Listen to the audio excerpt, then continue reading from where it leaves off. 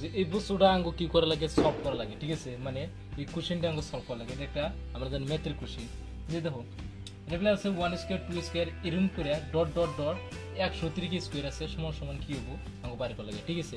তো 1 স্কয়ার মানে কত 1, 2 স্কয়ার মানে কত 4, 3 স্কয়ার মানে কত 9, 4 স্কয়ার মানে কত 16। তো এবার করে আইতি থাকবো 100 স্কয়ার মানে 1 4টা 0। তো এবার করে যদি আমরা যোগ করবো নিকে যাই সারাদিনও কি হবো না আঙ্গো হবে না, যার জন্য এই মেথডটা ক্যান্সেল। এর জন্য কি আছে একটা ফর্মুলা আছে, সেই ফর্মুলাটা আমি কইতেছি। ওকে, ফর্মুলাটা হলো যে n into n plus 1 2n plus 1 divided by 6। জেনে দিলে n মানে হইলো মানে পদের সংখ্যা, ঠিক আছে। পদের সংখ্যা কয়টা পদ আছে, পদের সংখ্যা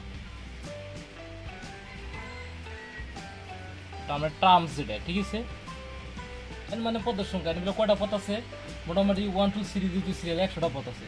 তাহলে কি হবে সমান সমান 100, মানে n এর জায়গায় 100।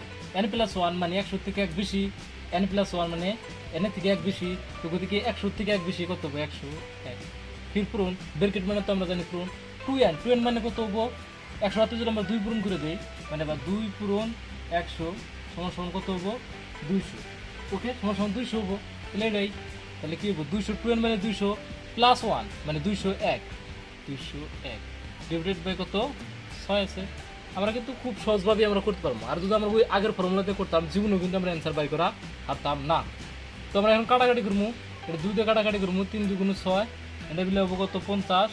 এটা 3 দিয়ে কাটাকাটি করা লাগে আঙ্গো, এটাতে 3 দিয়ে কাটাকাটি এটা মধ্যে যাবো, মানে 3 দিয়ে কাটাকাটি করলি হইতেছে তোমার কত 6 3 গুণ 18 18 19 20 2 হইতেছে কত 7 3 গুণ 21 বড়িয়া কথা। তাহলে উপরে রইলো কত 50 পূরণ 101 পূরণ 6 7। এই ব্যাগটি যদি আমরা পূরণ করি, ঠিক আছে, মানে হাইস্টে 50 সেকেন্ড লাগবে পূরণটা করতে, যাই নয় শতভাবে এটা যেটা পুরো ইজি হবো।